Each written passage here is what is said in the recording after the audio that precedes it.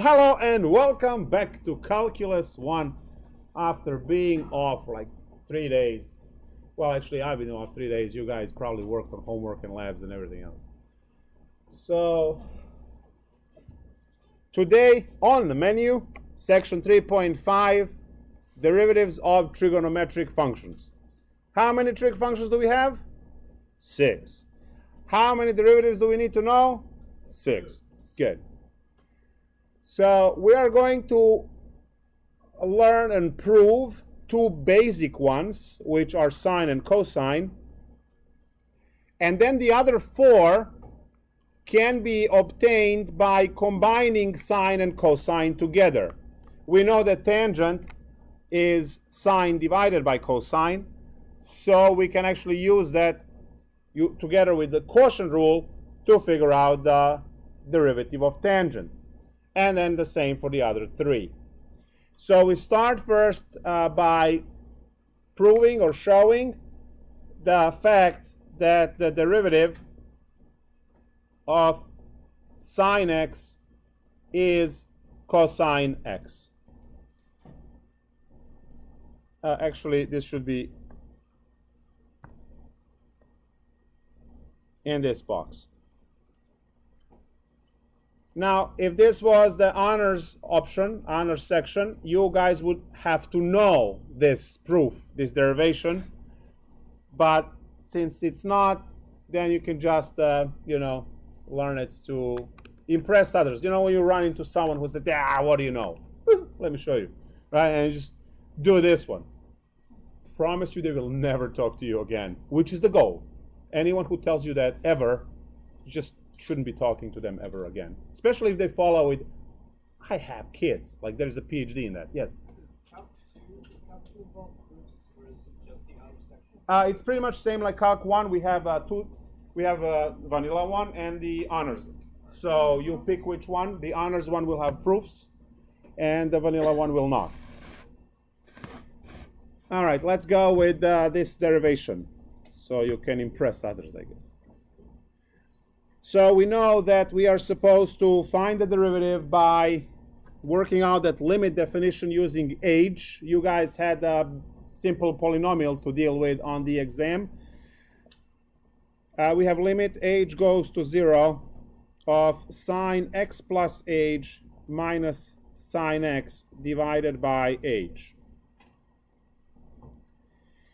So now what we are going to do is say limit age goes to 0, and we are going to use the formula for sum of angles for sine, which says sine x cosine age plus cosine x sine age minus sine x, all of this divided by h. So now we have limit age goes to 0, and we are going to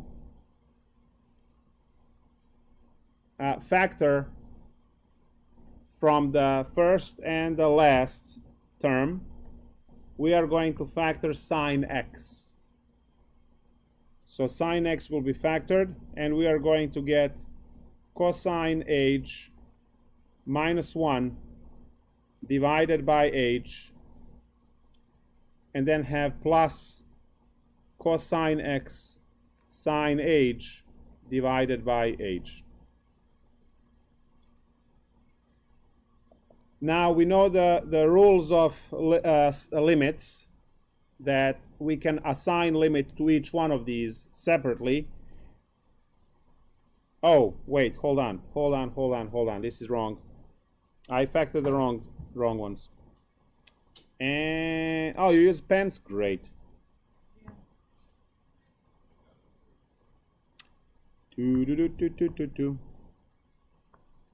Yeah, well, such is like, no, I did it right. Oh my gosh. No, I did it right. Yes, that was good. Oh, you use pens? Awesome. Did I do this right? No, I'm just kidding. cosine h, yeah, you're not going to write anything else until I'm done. Or you're going to actually stop and then we'll go home and watch the stream and then write it. Why is this line so long? You still using pens? Too bad. There we go. H. Lesson's been learned. Yeah. I know in chemistry they will tell you differently. Like when you make something wrong, you just cross it out once. I took chemistry too.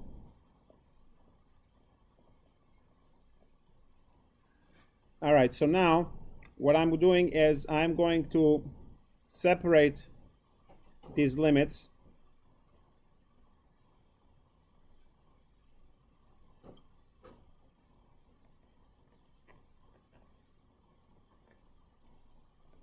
And give each term its own limit.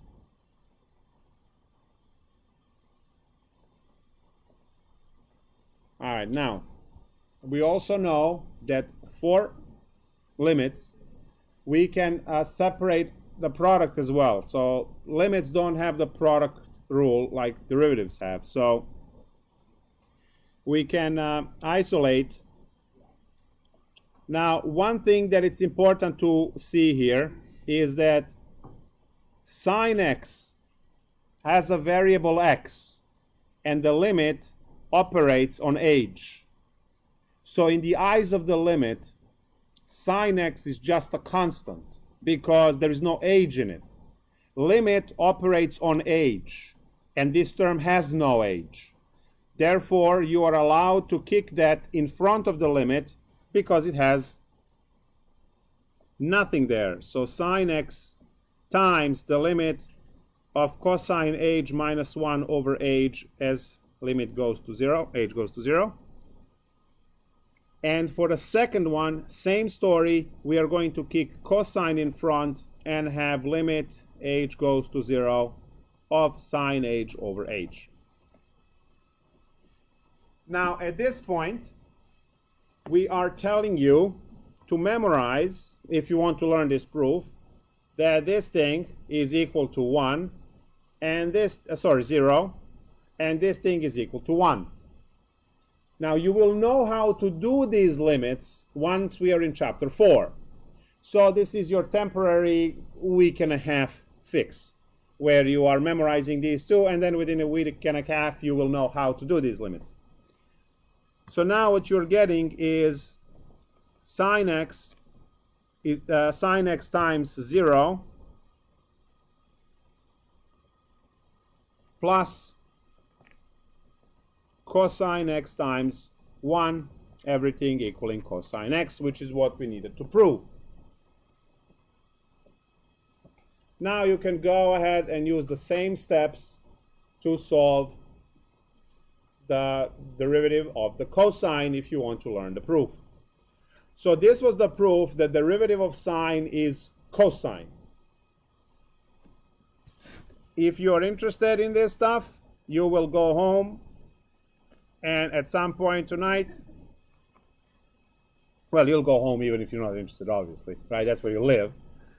And just as I said, if you're interested in this stuff, when you get home, you will do this proof. That the derivative of cosine is negative sine.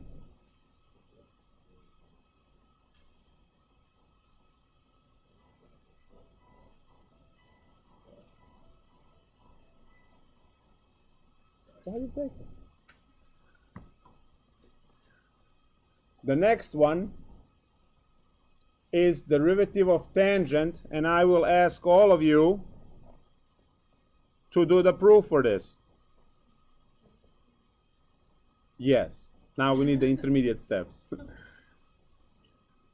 So you are supposed to, so d dx of tangent x, and what you are going to do now is to take the quotient rule of sine x over cosine x. You learned the quotient rule on Thursday. You already know what the derivatives of sine and cosine are. And you grind through this derivation. Now, this is actually not a, this is derivation. It is somewhat of a proof, but it's a calculation. So we're not using any of the proving techniques here. We're not using the limit definition to prove this. So this could be an exam question because it's not, using the limit definition. So make sure you can do all four. Well, we'll do all four, but this is what you're learning, chapter 3. So unleash the quotient rule.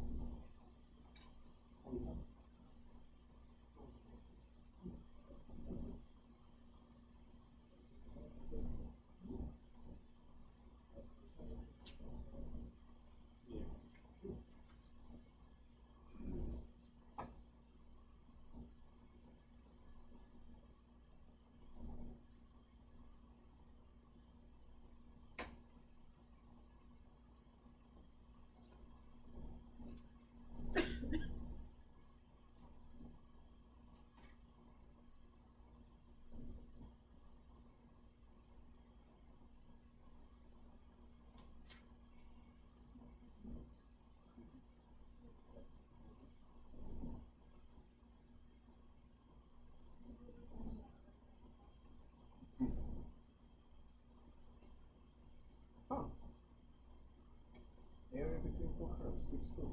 That is not the same book, no. I don't know. So it's not going to be enough to just know that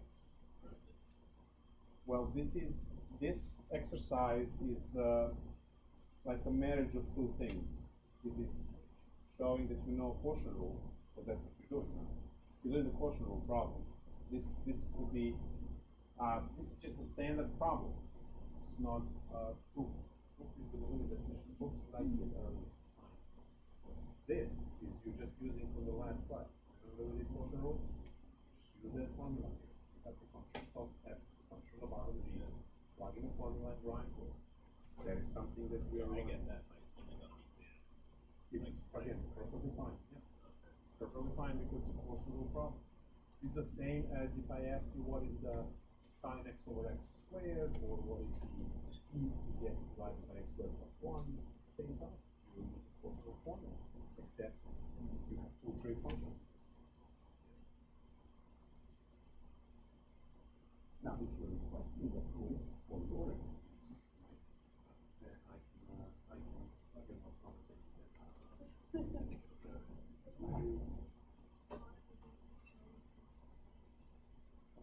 They've been fun, like that's what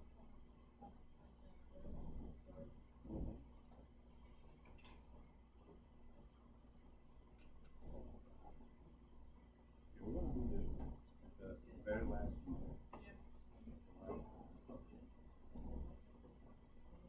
The last day of this is the 29th, right? Thursday. Yeah, what's that? So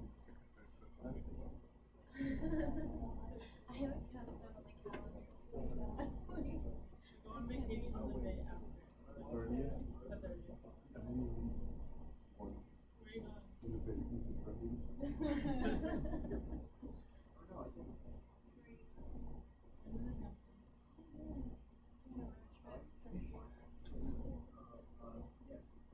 Airplane, you get there much faster. I know, we're stopping at like national parks. It's like our first stop is gonna be like Shenandoah. I like this.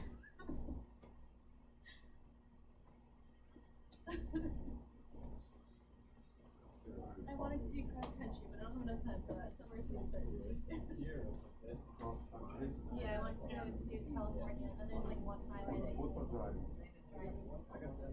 I thought you meant running. Oh, no. I thought you meant Or running. swimming. I mean, Cross country swimming. why You have not? to swim all the way down or around for the corn square.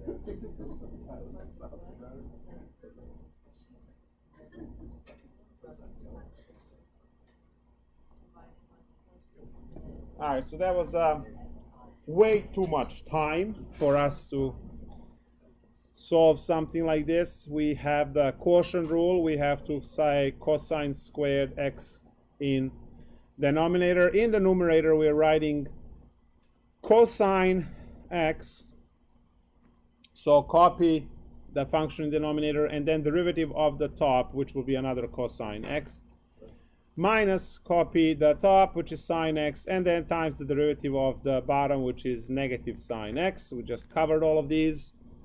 And what we get is cosine squared x plus sine squared x divided by cosine squared x, which is 1 over cosine squared x, which is secant squared x.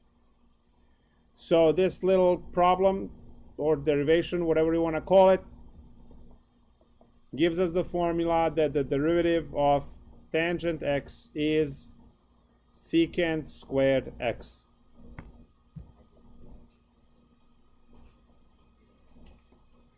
By the way, this section is crucial if you are even thinking of signing for Calc 2. If you don't know these derivatives, do yourself a favor, don't spend money, all right? Calc 2 is heavy trig requirement, so do yourself a favor. No, Calc 2 is heavy. Calc 2 is trig heavy. That's the Calc 2. Look in the back of your calculus book. See how many integral theorems there are that involve trig. And Calc 2 is half is integration, and the other half is health. So, yeah. No, integration is easier. That's what students tell me.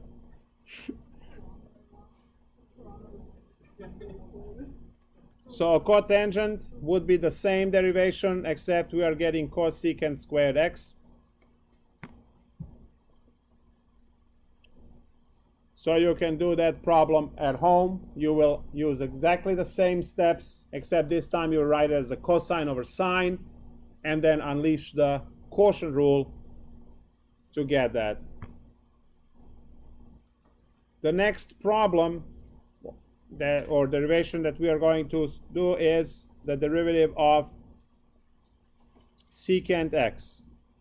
How do I write secant x? Very good. 1 over cosine x. There was some disturbance in the force on the exam where some of you did not know that. So there you go. Now you do. So secant of pi over 4 is 1 over cosine of pi over 4. That's exam problem number 2. And then when you follow the algebra rationalize and do all that stuff, you get eventually root 2 as the answer. All right, so here we go. Since we don't know chain rule yet, just unleash the quotient rule again. 19 stage, do it.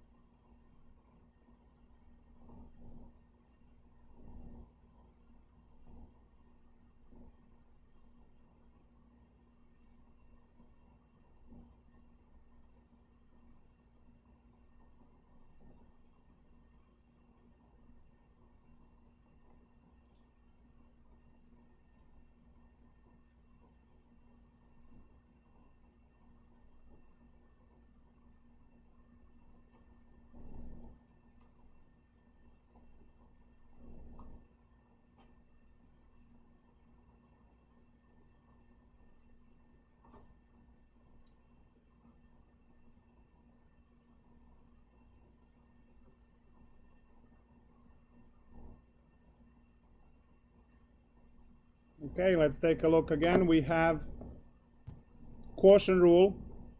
So all of the same is happening. Copy the denominator, then copy denominator here, times the derivative of the numerator, which is 0, minus copy the numerator, which is 1, times the derivative of cosine is negative sine. And cosine times 0 is 0, so we are left with sine x over cosine squared x. We break this apart into 1 over cosine x and then sine x over cosine x, which is secant x times tangent x. So this exercise teaches us that the derivative of secant x is secant x tangent x.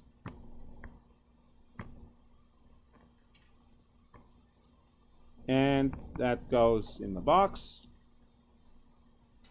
Another extremely important, so in Calc 2 mainly you will be dealing with sine and cosine about 60% of the time, and about 30% of the time using the secant and the tangent, and then about 10% of the time cosecant and cotangent. And now we have the derivative cosecant x, which is negative, cosecant x, cotangent x. You will have to do exactly the same calculation to see that. Now, as I mentioned before, we are learning derivatives as the shortcuts, so we are memorizing these because these are shortcuts. You've seen the long way using the limit definition. So now, the best way to memorize these is to look for those, what we call in mathematics, symmetries in equations. And that way, you might be memorizing 3 rather than all 6, and then the other ones will be immediately clear what they are. I'm going to write these 6 again, all on one pile, so that we can see how we can pair these and what are those similarities that I'm talking about.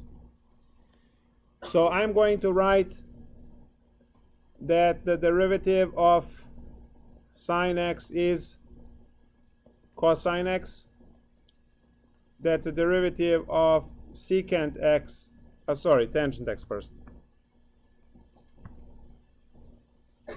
Tangent x is secant squared x, and that the derivative of secant x is secant x tangent x.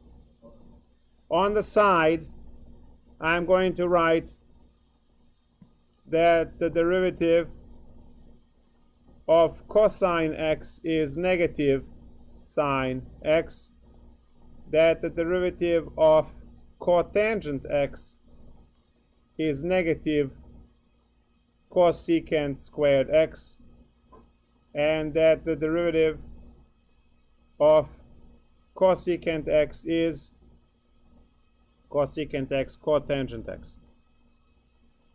So these are the 6, all written together. There's a minus sign here. Negative cosecant x cotangent x. Can't see it very well. Let me write that again.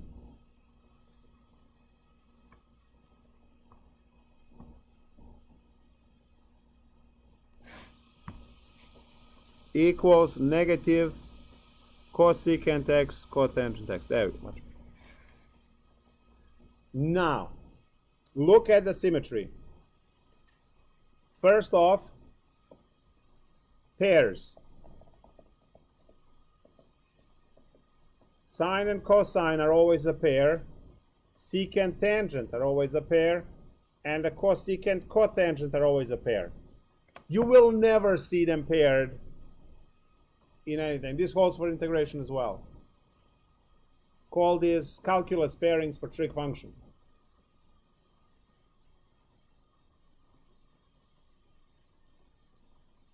So sine with cosine, secant with tangent, and cosecant with cotangent. Those are the pairs. Now look at the pairing this way. Sine is cosine, cosine is sine, well, negative sine. Then the next one is very interesting. Observe there is secant squared and then cosecant squared. And then the last ones have the same form as well, right? Secant times tangent, secant, cosecant times cotangent. Also observe that all of the, wow. Observe that all of the have minus signs. The cosine, the cotangent, and the cosecant. So all of the, they all have negatives. So with all this symmetry, when I was a student, I memorized only these, and then the other ones will have the same form with a negative sign. And then obviously, you know, over the years, I've been doing this over 70 years now. I memorized them all, obviously. So there we go.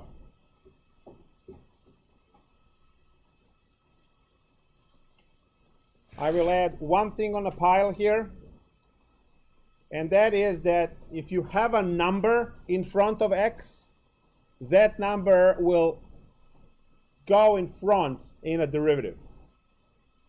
So you have the derivative of sine of ax. The answer will be a cosine ax. And as a quick example, the derivative of, let's say, tangent of 5x is going to be 5 secant squared 5x. So if there is a number in front of x, that number will jump in front. It remains in front of x, but it will jump in front. Now, again, you have to wait just 2 more classes, and you will know why and how, because that is the chain rule, why and how. But some of the problems on the homework include this little trick. It's the same thing like with e. If you remember that for e, I told you the same thing, that if you have e to the 4x, the answer will be 4e to the 4x. So it's the same deal. And it's for the same reason that it's happening. So you are going to be patient only one more day to figure out why and how. Right now, you just need to know this fact for your homework.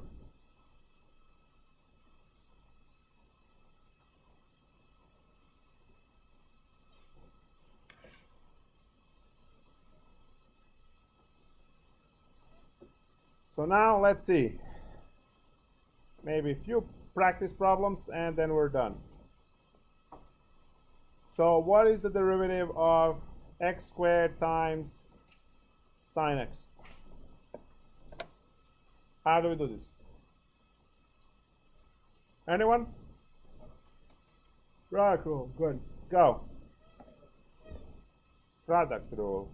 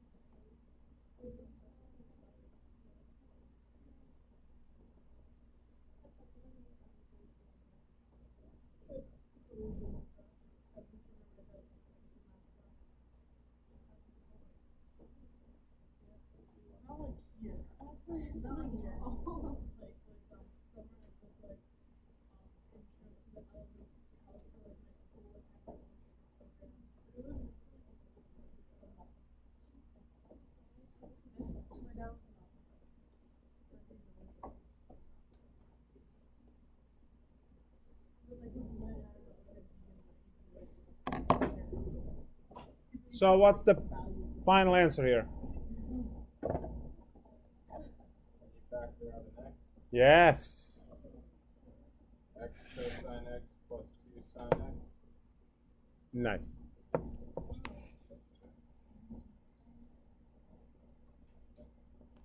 So copy the first, derivative of the second, plus copy the second times derivative of the first. And now we can factor out x. And I told you earlier, it's important for you guys to get used to this, because as soon as we venture into chapter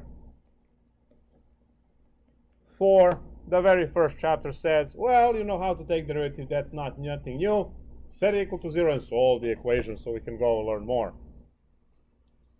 So the more you factor now, the more you get used to this stuff, the better off. My math lab, because when you put in the factored answer, because we're not there yet, it tells you you're wrong. I couldn't figure out why for like 10 minutes. Oh. And I was like, wait, it probably wants me to dumb it down. How about this one?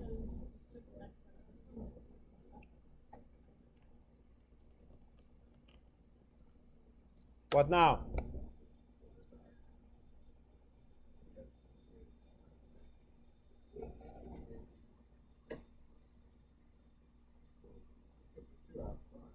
You can take 2 in front, okay?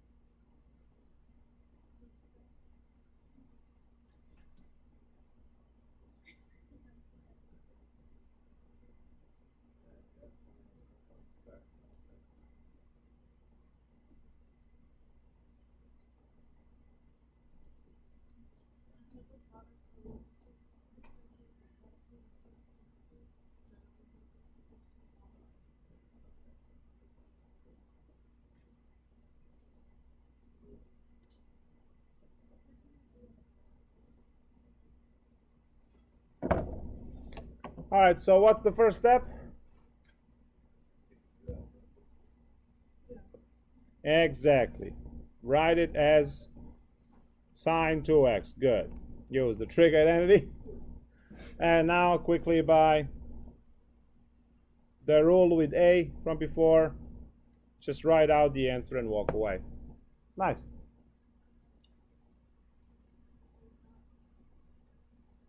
It's exactly what you have. Except you have it in the terms of the cosine squares and sine squares, which amount to that with another trig identity. Professor, could you explain how to begin to that point? This is identity you know. And this is this. Used to be a 2 over here, and now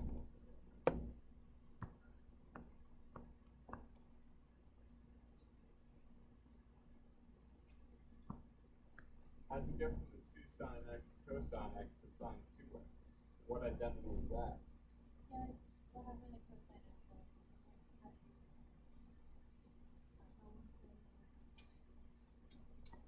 Do you not use the product?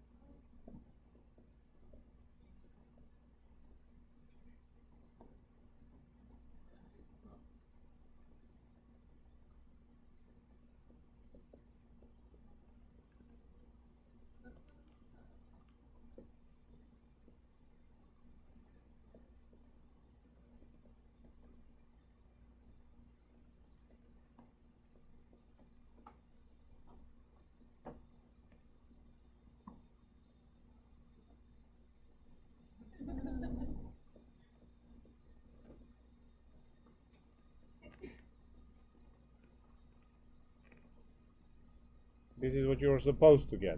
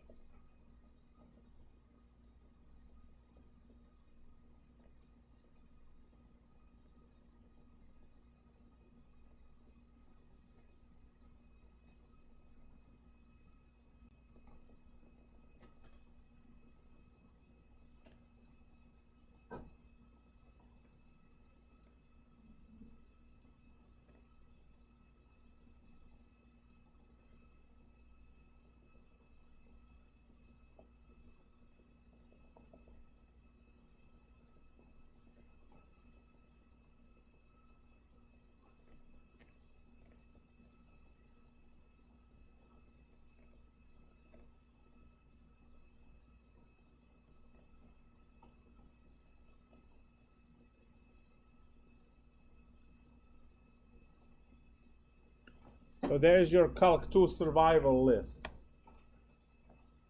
You should print this, laminate, and never separate from this.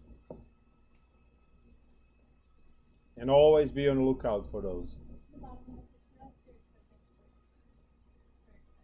or cosine squared x? Sine squared x and cosine squared x. They're both cosine 2x on the other end.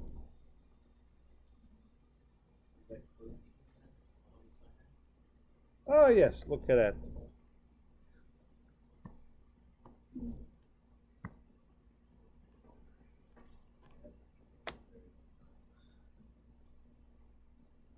Taking Calc 2? Yeah, probably not summer too, but or relearn it. Nothing, a few hours.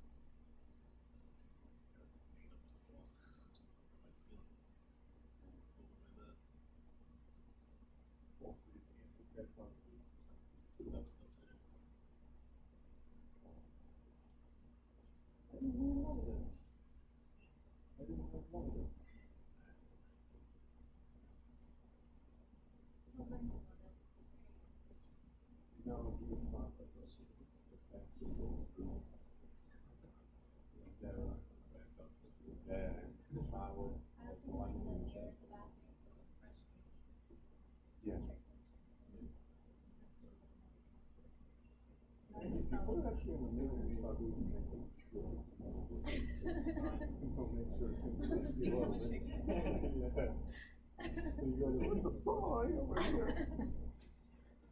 about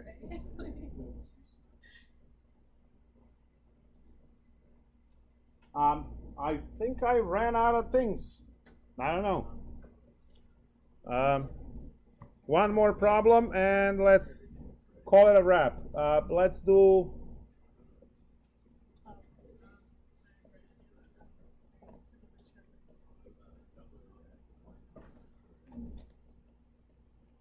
the derivative of sine x divided by e to the x. There.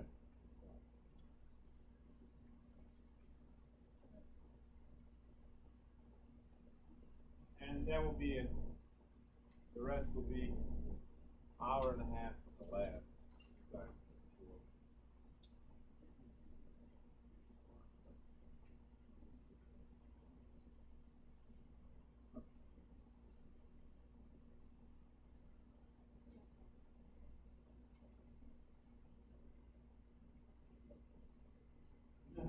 No, it did actually.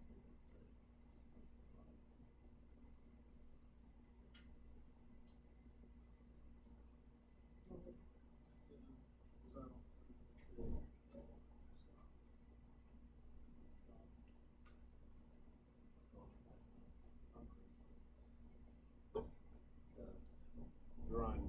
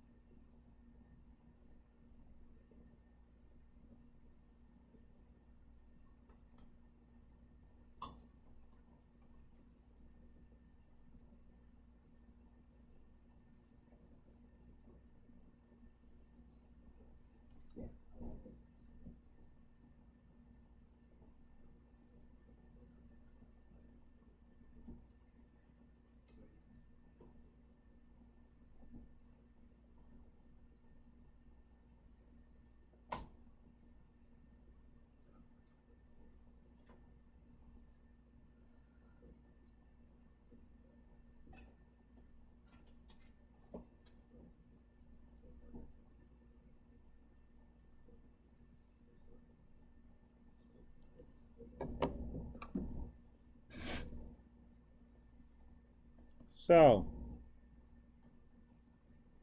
e to the x squared, e to the x times derivative of sine is cosine minus copy sine x, and then derivative of e to the x is e to the x. Now we see we can factor out e to the x, and we have cosine x minus sine x stay. And on the bottom we have e to the x squared, which means 2 e to the x's, right? One of these dies. And the answer is cosine x minus sine x over e to the x, which is the answer. Just want to talk briefly about notation. Maybe 4 or 5 of you are still having some trouble with the notation on limits, writing stuff that makes no sense, like limit equals 0, that has no meaning. You can't write that. That has nothing to do with anything. You have to have a function here in order for it to mean something as a notation in mathematics. Now you can write anything you want. So the Leibniz notation and let's call it Newton notation. So for Leibniz notation, this is the only notation that allows you to write in line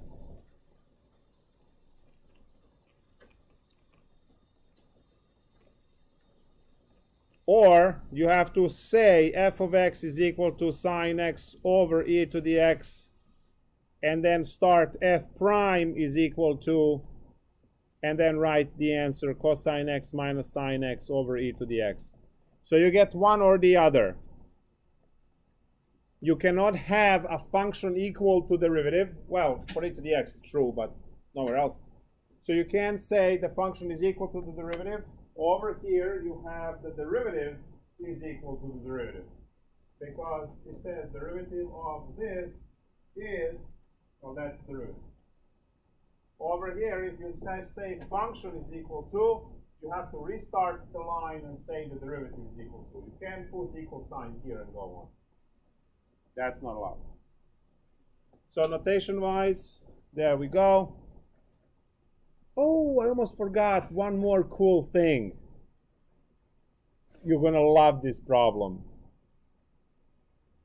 Here's my question. What is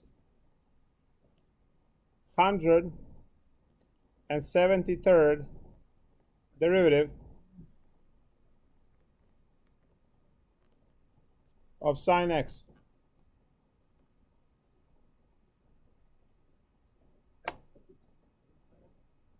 Cosine x?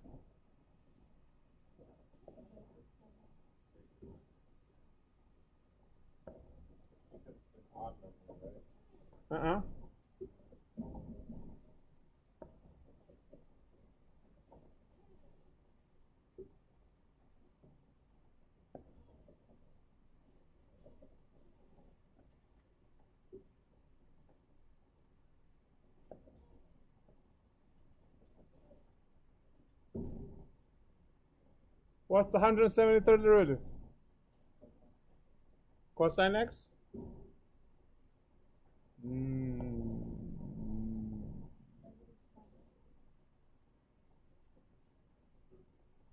Why?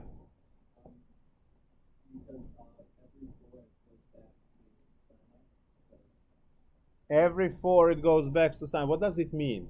It's correct, but what does it mean?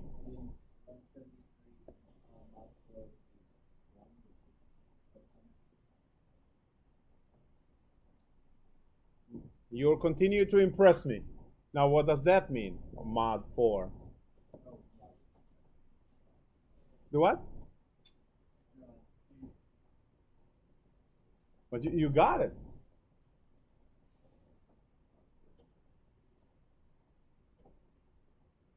So how do we get 173rd derivative? Well, you start with the first derivative, obviously. Let's take some derivatives. We have time. So the first derivative is cosine x. The second derivative is negative sine x. And the third derivative is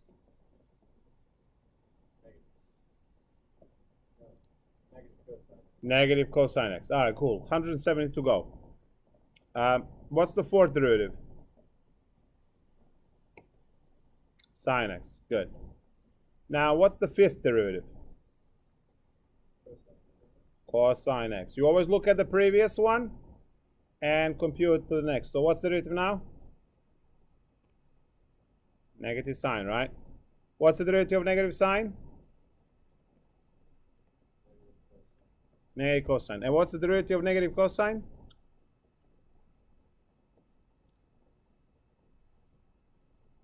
And now what's the ninth derivative?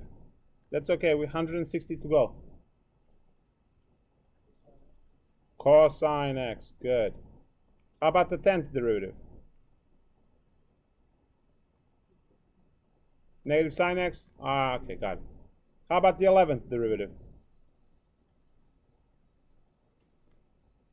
Why, you fall off the truck?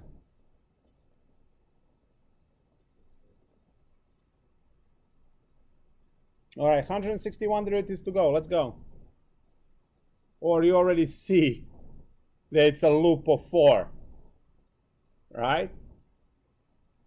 Every time it hits the 4 derivatives, it resets and goes in loops like this. So now, every time when the number of the derivative is divisible by 4 evenly, you end at the original function. The rest are remainder. So this is mod 4, which is divisible by 4, remainder 1, remainder 2, remainder 3. Again, divisible by 4 perfectly.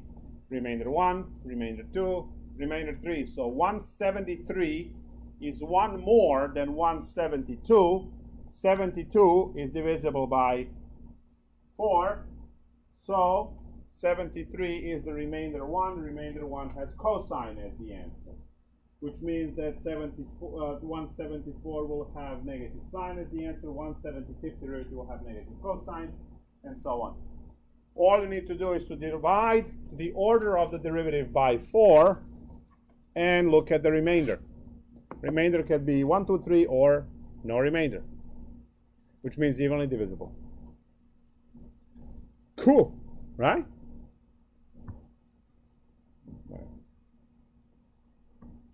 Questions, concerns?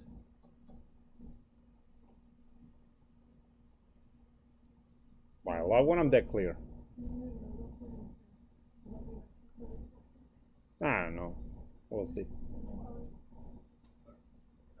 You can't make this hard. Dividing by 4. Sorry to disappoint. Anyway, let's say bye to the stream. Bye, stream. Where is the thing? Oh, there's.